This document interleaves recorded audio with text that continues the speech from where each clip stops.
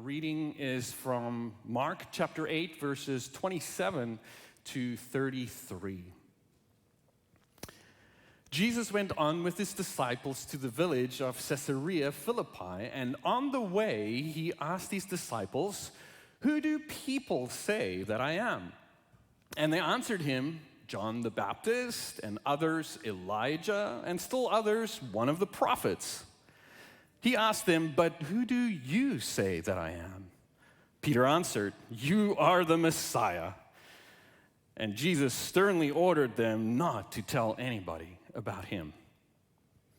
Then Jesus began to teach them that the Son of Man must undergo great suffering and be rejected by the elders, the chief priests, and the scribes, and be killed, and after 3 days rise again. He said this all quite openly, and Peter took him aside and began to rebuke Jesus. But turning and looking at his disciples, Jesus rebuked Peter and said, "Get behind me, Satan, for you are setting your mind not on the divine things, but on the human things." The word of God. Please be seated. This story makes me think of that wonderful children's book by Sandra Boynton called Moo Ba La La. Anybody familiar with that one here? You should be. We're going to read it together. There are animal noises, and I hope you make those animal noises with me, right? A cow says, wow, this is great. This is going to be a good day. A cow says moo. A sheep says, the 3 singing pigs say, no, no. You say, that isn't right. The pig says, all day and night. Rhinoceroses, you need to make the noise. Rhinoceroses, I don't know. Rhinoceroses snort and snuff. And little dogs go? No, those are big dogs. Little dogs go? Some other dogs go? Bow, wow, wow. And cats and kittens say?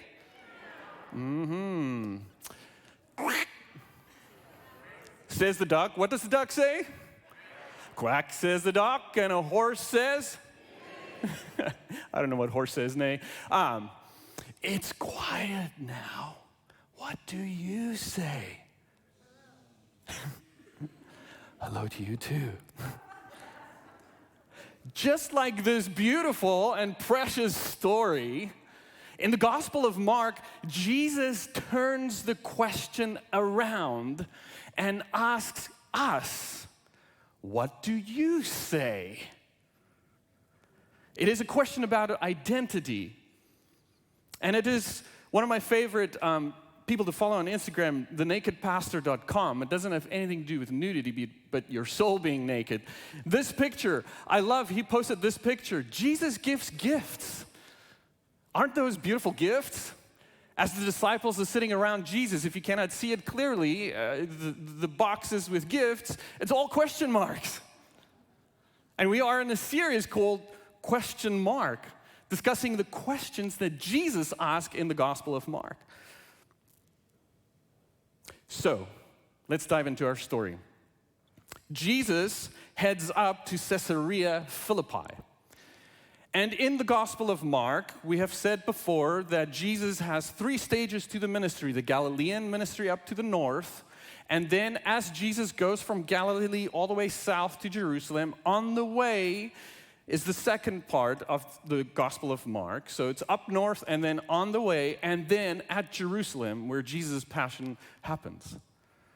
Now this city is named after Caesar, the emperor, and Philip the tetrarch, who's the son of Herod the Great, named this city. Caesar and his own name. Pretty cool. The city was also known as Paneas because there was a temple to the pagan god Pan. And we know in this city that worship of Baal was something that happened, and there was a cult of emperor worship during the time. So Jesus goes from Galilee to the most north part of Mark's geography in this gospel to have this interaction. And so we see Jesus goes to the city that is built to celebrate and demonstrate worldly power. And it is in this city of worldly power where this question of Jesus' identity is asked and where his true identity is revealed. An interesting choice, Jesus. And so, Jesus went on with his disciples to Caesarea Philippi, and on the way he said to his disciples, "Who do people say that I am?" And they answered, "John the Baptist, and others, Elijah, and still others, one of the prophets." And so here we have Jesus asking his disciples, "Who do people say I am? Who do others say I am?" We all have a private self and a public self. And Jesus seems to be interested in what the disciples and what others are thinking. What is Jesus' public self? Now, when the disciples answer and say, John the Baptist or Elijah or a prophet, this is a flashback to earlier chapter, 2 chapters back in Mark chapter 6. We did not have a sermon on that. But in Mark chapter 6, we find the story of the beheading of John the Baptist, Jesus' cousin. And so, in John chapter 6, there is confusion in that story over Jesus' identity. And that is there where we find people say, Jesus is John the Baptist, or Jesus is Elijah, or Jesus is one of the prophets. And so in that story, with the beheading of John the Baptist, the idea is introduced of a prophetic ministry that will end in suffering and death. And so we see here in this question, who do people say that I am? Jesus' identity and the character's various ability to kind of discern who Jesus is, what his identity is a theme early on in the gospel. We find it from the beginning. And the disciples and the community fail to understand who Jesus is. The only ones who understand who Jesus are the spirit voices, demons. And then the voice from heaven at Jesus' baptism. The disciples fail to understand who Jesus is. In chapter 4, they ask, "Who is this person?" In chapter 6, the disciples mistake Jesus for a ghost. And now in chapter 8, Jesus explicitly is the Messiah, and they are still confused. So, we do care about what others think about us, right? But more important so is, what do our close friends and family think about us? And so Jesus shifts this question from others, his public self, to his disciples, his close-knit community, to ask him about his private self. So Jesus moves from, who do people say I am, to now, who do you say that I am? Jesus asked them, but who do you say that I am? Peter asked him. Peter answered him, "You are the Messiah." And then sternly ordered them not to tell anybody about them. And then Jesus began to teach him that the Son of Man must undergo great suffering, be rejected by the elders and the chief priests and the scribes, and be killed, and on the third day rise again. He said this all quite openly, or as the Greek says, boldly, and Peter took him aside and began to rebuke him. But turning and looking at his disciples, Jesus rebuked Peter and said, "Get behind me, Satan, for you are setting your mind not on divine things, but on human things." So as Jesus moves from the public self to the private self, from what others think about Jesus to what his disciples say about Jesus, we need to remember the context of the Gospel of Mark.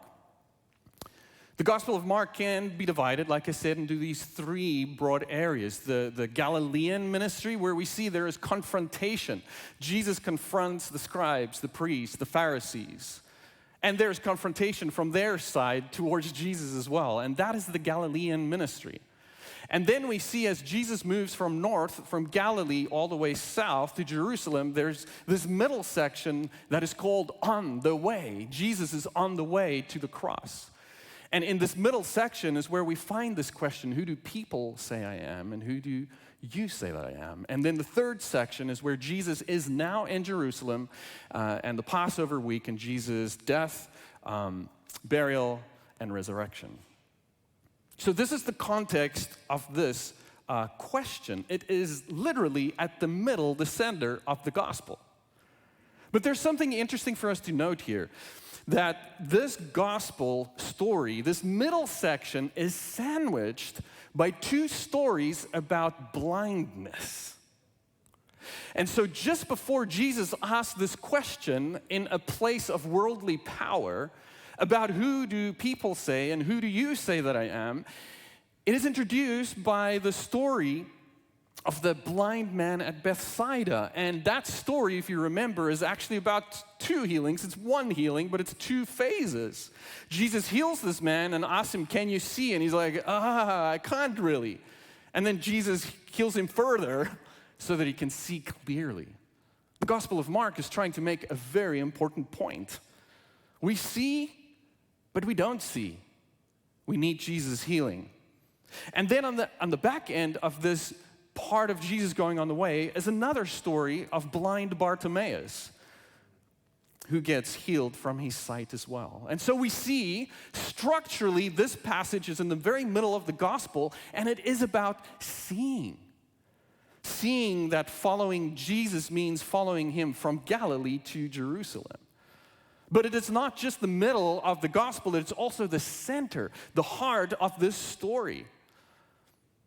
This portion on the way reveals who Jesus is, the destination of his journey, which is Jerusalem, and what it means to follow Jesus. Take up your cross and die. Next week's sermon from Pastor Raywin.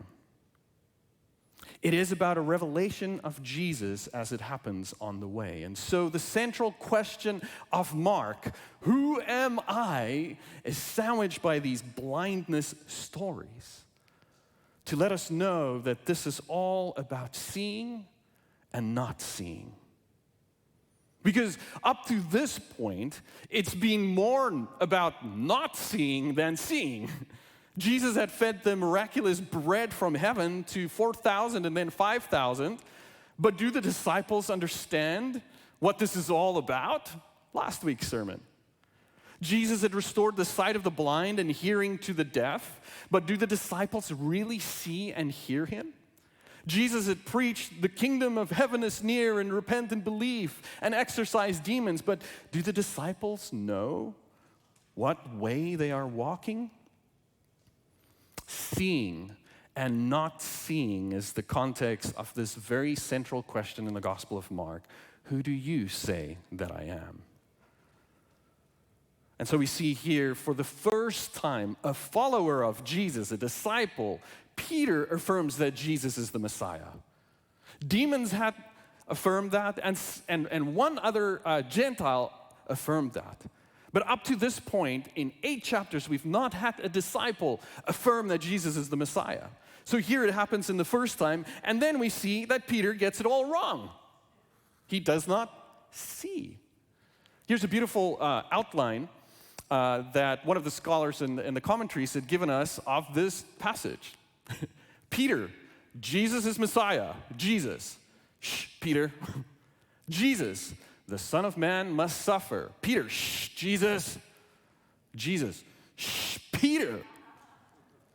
And then we can summarize it, Jesus silencing or rebuking Peter as Satan's spokesperson, just like Jesus had earlier did with the demons 2 weeks ago sermon.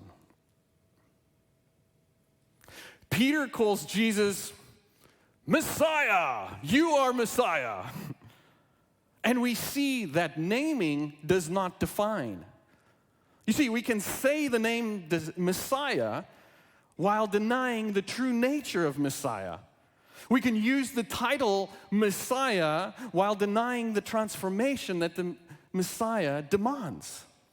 We can get the answer right, but the question wrong. Jesus tells Peter not to tell anybody about this, and then immediately pivots to tell that the Son of Man must suffer and die before being raised to life. And by the way, when Jesus does this, the gospel says Jesus does this quite openly. Like I said, in the Greek, it is boldly, in contrast with Jesus telling them to be quiet. And Peter cannot accept or understand this Messiah because there was a certain expectation for what Messiah is to be. And we have the similar problem between expectation and reality. For Peter and many of the Jews, there was the expectation of the long-promised Messiah. As we sing during Christmas, "Come thou long-expected Jesus." And we have the words, "Born to set thy people free." There was an expectation, long-promised Messiah who would fulfill God's promise to Israel and deliver Israel from all her troubles, including the Roman oppressors. For some, this would be through miracles, some miraculous way, and for others it would be a violent overturning and revolt against the Romans. We see at the end of the Gospel of Mark that that's precisely the charge against Jesus. Reality, expectation versus reality. Expectation, you are the Messiah. Jesus, Messiah, must suffer. Reality. And so we have this tension between expectation and reality. And we see that when we believe our expectations while denying our reality, there's tension and a double standard in our lives. And in our lives, we all wrestle with expectations and reality. It made me think of this NPR article that I read this week. It's called "An Illustrated Guide to Double Standards of Parenting." Does that sound exciting to you? An illustrated guide to the double standards of parenting. Here is the first one. Dad brings fast food home and is called a fun dad. Mom brings fast food home is called a lazy mom. Still with me, everybody? Do you want to hear more? Illustrated guide to double standards. Dad is on his phone pushing the stroller and is a present dad. Mom is on her phone pushing the stroller and is an inattentive mom. Expectations and reality.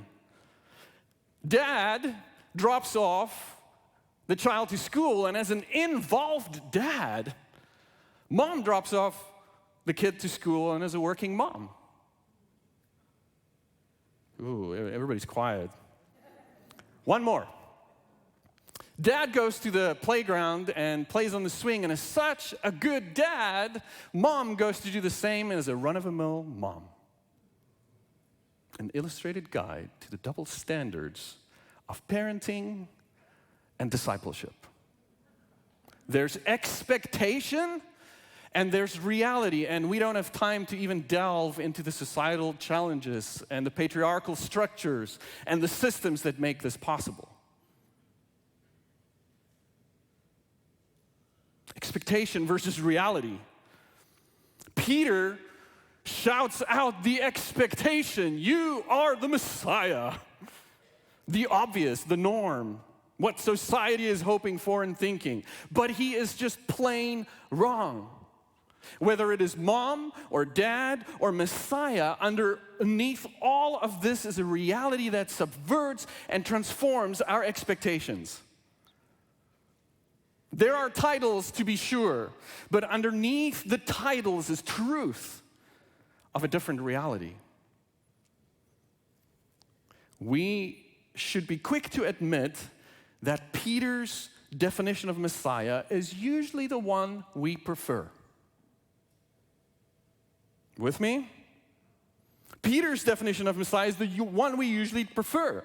Peter, we, and just about everyone we'll ever know want a strong God, a God who heals our illnesses, a God who provides ample prosperity, a God who guarantees our security, even a God who urges our military and helps the Rams win. Football players thank God for making that possible. Poor Bengals. Where was God there? A powerful God is what we want, who is greater than any other. One of the greatest dangers is to read this passage like we are the people in the know and we are not like the disciples. Because friends, we want that same Messiah. We want the Messiah who will deliver and conquer, not the Messiah who will suffer and be with us in suffering and even call us to suffering. Expectation and reality. We do not want reality. We focus so often on converting the non-Christians that we fail to convert Christians to Christianity. Thank you, Lucas. Hey, and that's us. And so Jesus comes into the story to deliver them and us from our Messiah complexes. Jesus says Messiah must suffer. While we're looking for a God who gives us victory and generally makes us happy, healthy, and wise, but that is not what Jesus offers. Jesus points to a God who meets us in vulnerability, in suffering, and in loss. A God who meets us in those moments when we really need God. When all we had worked for and hoped for and expected for fall apart, and we realize that we are quite simply just mortal, incapable of saving ourselves, and desperately in need of a God who will meet us where we are. Jesus' identity proves elusive precisely because God shows up just where we expect God the least. Which means that we don't get the God we want, but the God we need. Messiah must suffer. Expectation versus reality. Now we need to understand what suffering Jesus is talking about. This is not like C-3PO, the human cyborg droid from Star Wars, that says at one point, we droids seem to be made to suffer. It is our human lot in life. Can't do it as well as Steve does it. We droids seem to be made to suffer. It's our lot in life. The droids suffer from the harsh treatment because they are machines and an afterthought in their galaxy. So C-3PO adopts a woe is me attitude and expects suffering because he's worth nothing more. This is not the kind of suffering that Mark advocates and calls us to. Jesus does not suffer and die because suffering is good. Jesus suffers because of the way Jesus lives. Jesus suffers because of the way he lives, not because suffering is good. How does Jesus live? He lives in a way that subverts the social and religious norms. He lives a life that reaches out to those who are ostracized, that reaches out to the unclean and the marginalized. He heals, he feeds, he sets free. Jesus suffers not because suffering is good, but because embracing good results in suffering. I shall say that again. Jesus suffers not because suffering is good, but because embracing good results in suffering. Reality. The cross was for Jesus not simply a divinely appointed destiny, it was a choice.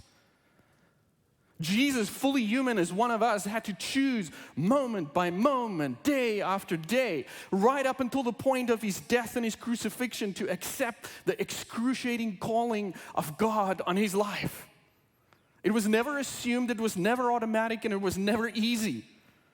Jesus was daily tempted to be another kind of Messiah, valorized, powerful, admired, and victorious. And now here, from his very own disciples, he hears those tempting words, "Be the expected Messiah, Jesus." Get behind me, Satan. Mark makes it plain. Only as the suffering Son of Man is Jesus, the Messiah. Jesus the Messiah will be vulnerable. Jesus the Messiah will be on his way to the cross in Jerusalem. Jesus the Messiah, his crowning will not be a worldly crown, but a crown of thorns. And his death will be on a cross. And so Jesus has to strongly rebuke Peter and say, "Get behind me, Satan." And just like Jesus silenced the demons in Mark chapter 5, Jesus silences Peter. So Jesus asks the question, "Who do you say that I am?" It's not so much about identity as identification. This question, "Who do you say I am?" is not so much about identity as identification, because who you say I am is at the same time, who will you say that you are? When Jesus asks, "Who will you say that I am?" it's the question to us, who will you say we say that we are? That's the heart of the difficulty and the tension of this question. If we only had to provide an answer to Jesus' question about his identity, that would be one thing. But answering the question of Jesus' identity is also having to give a voice to our very own identity. Who you say Jesus is who you have decided to be. You can't answer Jesus' question without revealing who you are. And who you are reveals who you have decided Jesus to be. Jesus' question, who do you say I am? It's not a test.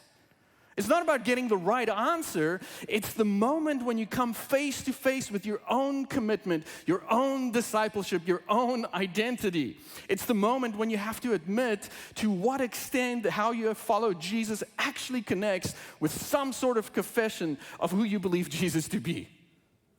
Who do you say I am? It's also a question we should ask of others, of ourselves. Who indeed will people say that we are? Are we willing to ask that question? Or do we stay silent, afraid of what people might say about us? Perhaps worried that the truth will be said. Who do you say I am is a central question in the Gospel of Mark. And it's a central question for the disciples, and yes, for us. Are we willing to risk being known for what we believe? One last thing about this question. Who do you say I am is also not a singular answer. And this is one of the things that Peter got wrong. Who you say I am is not a singular, does not demand a singular answer. Singularity and simplicity is not the answer to the question. In fact, it is the danger of answering this question. When we boil it down to singularity, to one-dimensional thing. See, who Jesus is not an easy matter. Jesus on the way, he heals, he advocates, he delivers, he forgives, he educates, he subverts, he suffers, he includes, he feeds, he questions, he submits. Jesus is all of this and more. There's a danger in a singular answer to this question, who do you say I am? And part of the failure of Peter to narrow it down to one view. Made me think of this article that I read this week again about Black Women Photographers Collective. In the Black Women Photographers Collective, they awarded prizes to Black female photographers for their work. And one photographer, Tiffany J. Sutton, won a $10,000 award for her work.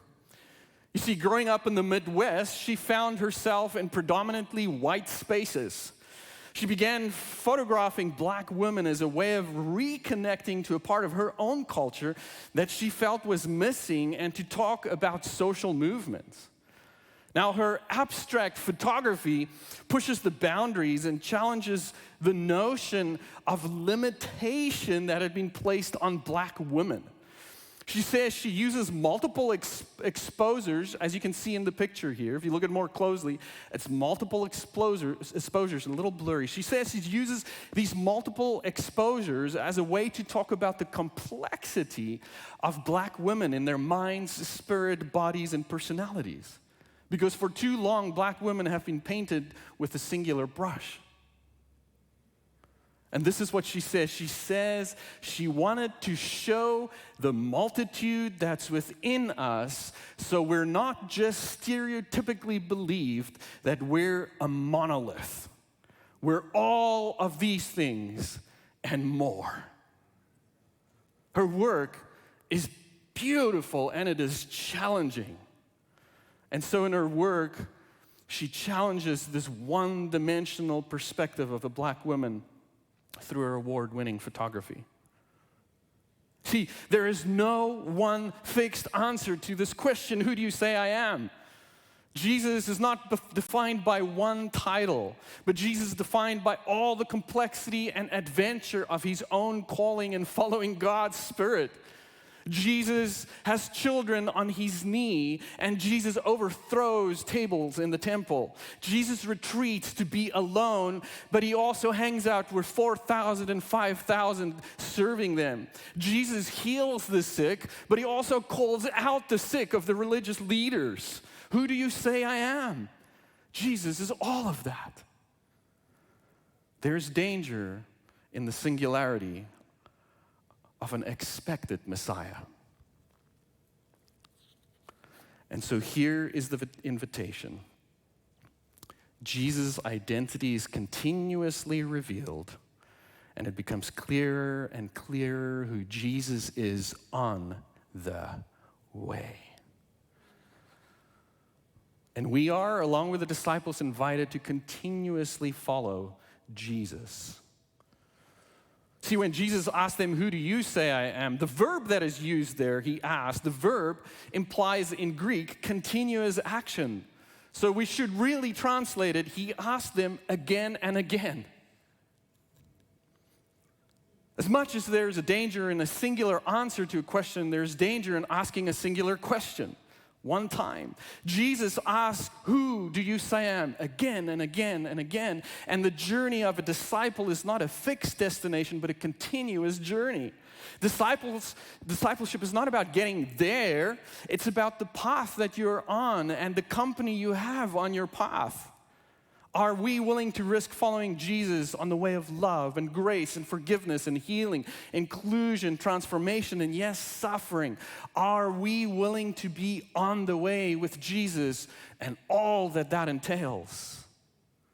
But Peter fails to understand who Jesus is. And if I were the master, I'd kick him out of the class. Because we've had 8 chapters of him journeying along with Jesus. Peter fails to understand, and it could be the end of his discipleship tenure, but on the way is the essence of the Gospel of Mark. Jesus does not abandon his disciples, he accompanies them on the way. The disciples' failure to understand does not disqualify them from discipleship as long as they're willing to be on the way with Jesus. The beautiful thing is that Jesus 3 times in the Gospel of Mark has to remind them that the Messiah has to suffer. In Mark 8:31 in our text here, Jesus says, the Son of Man must suffer. The next chapter, Jesus says, the Son of Man must suffer. And the following chapter, Mark chapter 10, Jesus says, Messiah must suffer. Jesus could kick them out and say, you're done, but Jesus is all about being on the way. Jesus wants us to move and to grow with him. And in fact, the beautiful thing is that Peter becomes the leader of the disciples. And we see this in the conclusion of the Gospel, Mark 16, verse 7. When Jesus is resurrected, there's an angel at the empty tomb who tells the woman who came running to see Jesus, but go, tell his disciples and Peter. Tell his disciples and Peter is signaled out. Tell his disciples and Peter that he's going ahead of you to Galilee, where you will see him just as he told you. Peter's blurting out, you are the Messiah. Singular and wrong is not the end and the final word. Here in the story, in fact, it is the beginning of his discipleship following Jesus on the way. And so, we are left with this question, who do you say that I am? In a world of titles and names, how do we go beyond that?